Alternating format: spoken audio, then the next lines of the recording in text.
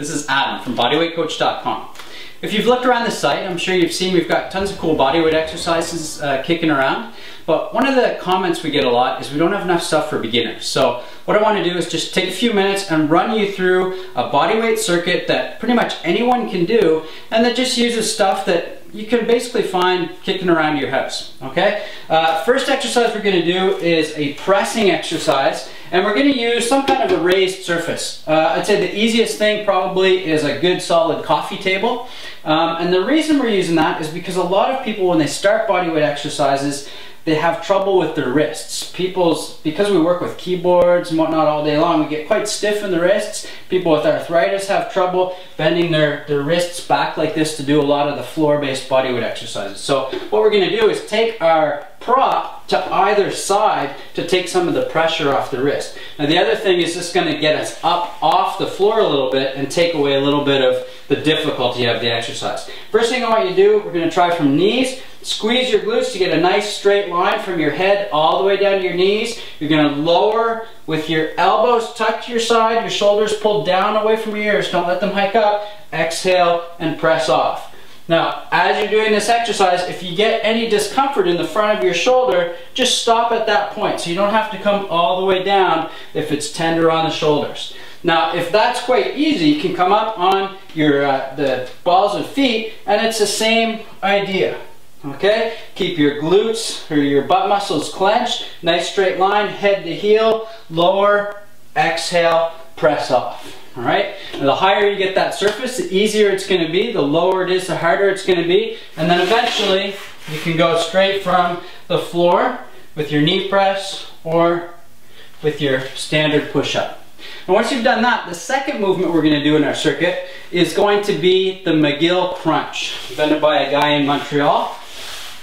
What I want you to do, lie flat on your back. You're going to bend one knee, keep the other straight. You do about half your reps. We're going to do 10 to 12 reps in total. Do half your reps and then switch, just so that we stay equal. You put your hands flat on the floor, slide them under your back, elbows down on the floor, and you're going to pretend that you're hinged right here under your rib cage, and everything is going to move from that point. You're going to exhale, pivot up from that point, right under your rib cage, and then inhale back down. Exhale, pivot up, inhale back down, keeping your lower back in contact with your hands the whole way, your elbows and your hands in contact the whole way. When you get halfway through, make sure you switch up and make sure you're pivoting from this point. So you're not curling up one at a time, you're pivoting straight up from that point. So from here to the top of your head, it stays in one solid block or one solid unit.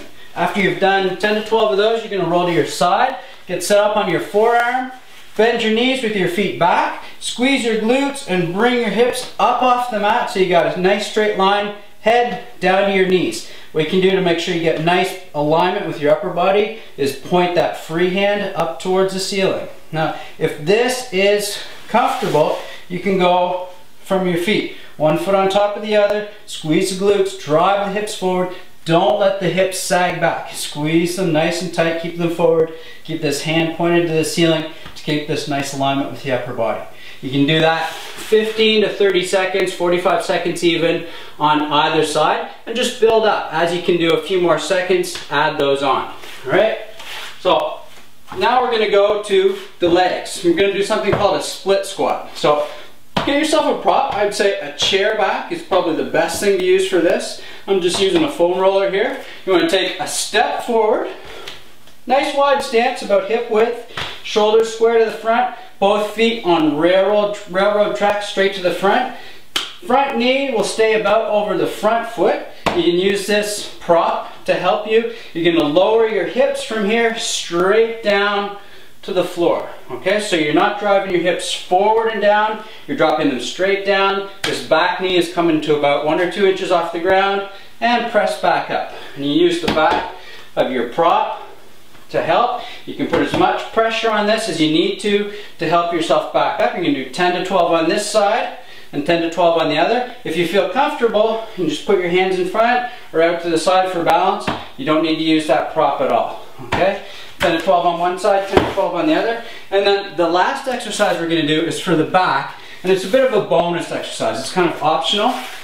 And it depends whether you want to invest in some kind of a suspension training kit, okay? This is the Rolls Royce. I love this. It's a Jungle Gym XT, and for what you get, it's dirt cheap. I think it's 99 bucks or something like that. And the neat thing about this is this knob you can throw over the back of a door, close the door towards you, pull it tight, and you can do your exercises right in front of your door, okay? So you don't even need any fancy equipment like we've got around here.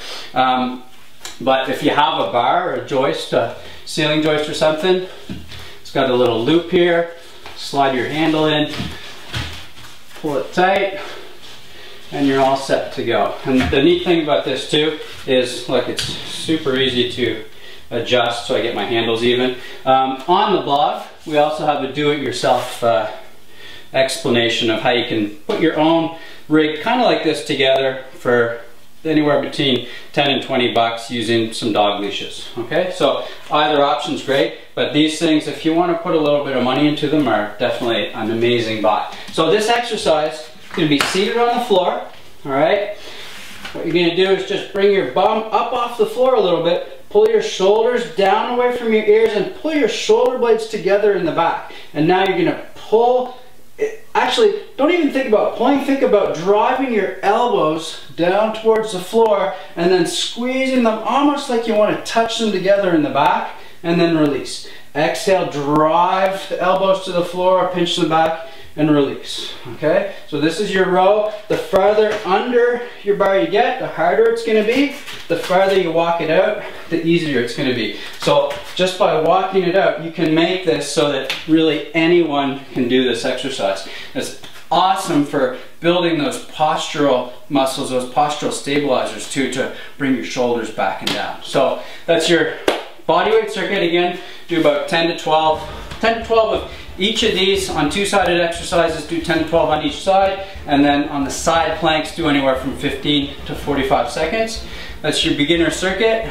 Once you work through that a few times, stick with it for a few weeks, you can start testing out some of the more advanced bodyweight exercises that you'll find on the site. So until next time, this is Adam Steer from bodyweightcoach.com.